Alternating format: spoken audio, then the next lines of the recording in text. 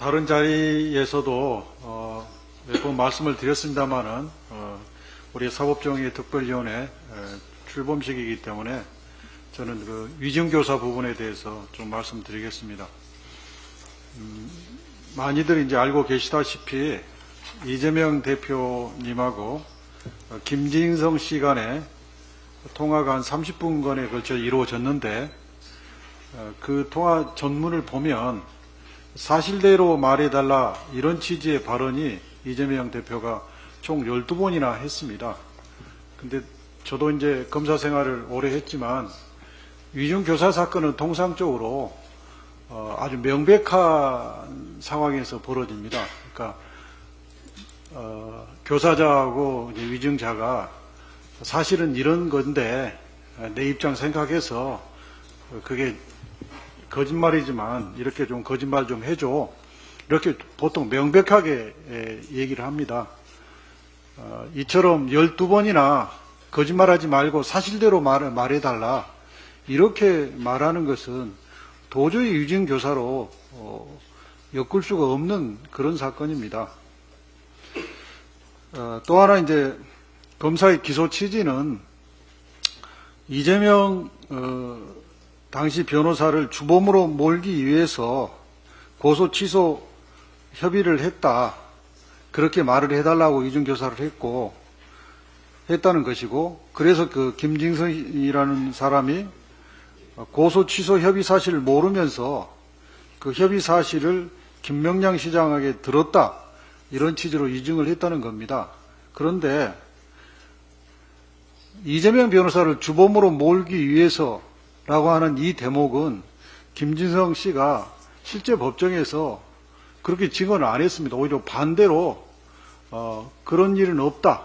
김명량 시장의 인격으로 봐서 그런 일은 없었다. 이런 식으로 증언을 했거든요. 그러니까 이것은 위증이라고 하는 사실 자체가 없습니다. 따라서 위증교사가 법리적으로 성립될 수 없고요. 그 다음에 고소 취소 협의 사실을 김명량 시장한테 들었다. 이런 취지로 위증했다고 하는데 이게 2002년도에 검사 사칭 사건이 벌어졌는데 그 당시에 최모 PD가 당사자죠. 법정 증언에서 고소 취소 협의를 했고 약속까지 받았다. 이런 취지로 이미 증언을 했고 또 이번 위증교사 사건에서 당시 KBS 관계자들이 모두 고소 취소 협의를 사실로 증언한 바가 있습니다. 그렇기 때문에 이 부분은 실체적 진실이지 거짓말이 아닙니다. 그래서 이제 증거적으로 볼 때 위증교사 사건은 저는 무죄가 확실하다 이렇게 확신을 하고 있고 또 이런 증거들을 다 무시하고 유죄를 쓰는 게 불가능하지 않겠는가 하는 생각을 가지고 있습니다. 더욱이 변론 종결을 결심하는 날 이재명 당시 이재명 피고인의 변호인은 모 변호사하고 이 김진성 씨가 이제 증언을 신문하기 위해서는 미리 증인하고 문답서를 작성을 해야 되거든요. 뭘 묻고 뭘 대답하는지 또 답변하는 사람의 정확한 의도와 취지가 뭔지를 확인하는 작업이 필요합니다. 그 작업을 그 변호인이 했는데 그 변호인과 김진성 씨 간의 통화 녹음을 검찰이 확보하고 있었음에도 불구하고 증거로 제출하지 않았습니다.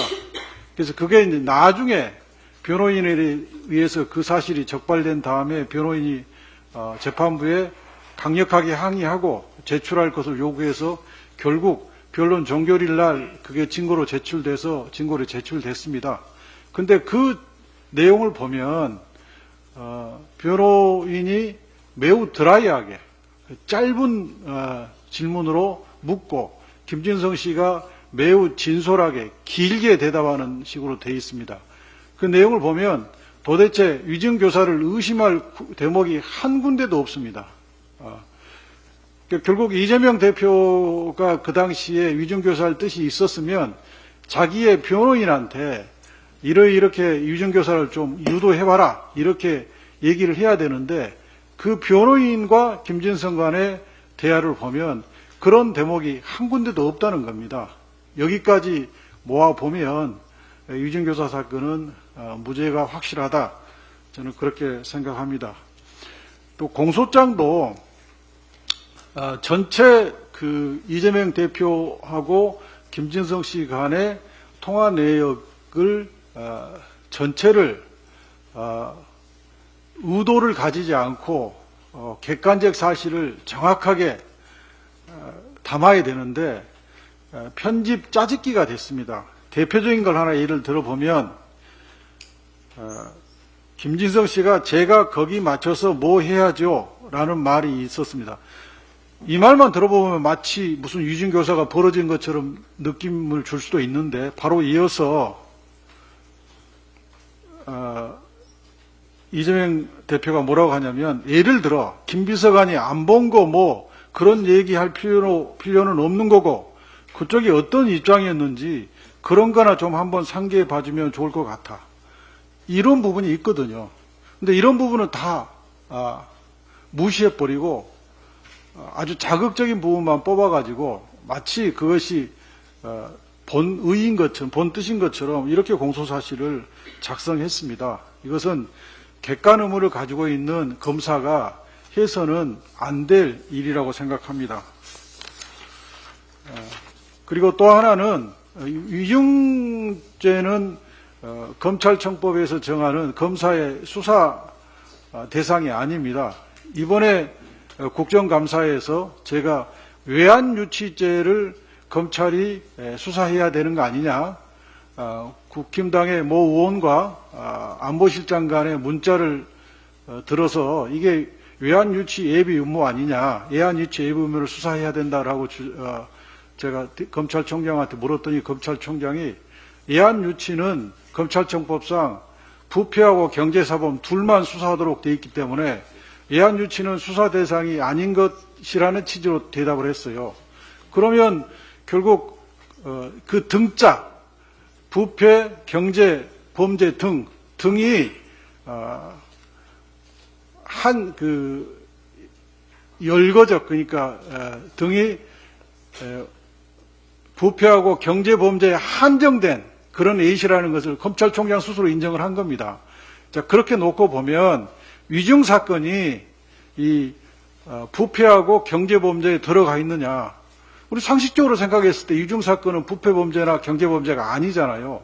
제가 항상 이 예를 드는데 교통사고가 있었는데 교통사고를 목격하지도 않은 사람이 교통사고 사건에 나와가지고 마침 목격한 것처럼 위증을 했다. 그 위증이 부패 사건입니까? 경제사범입니까? 아니잖아요.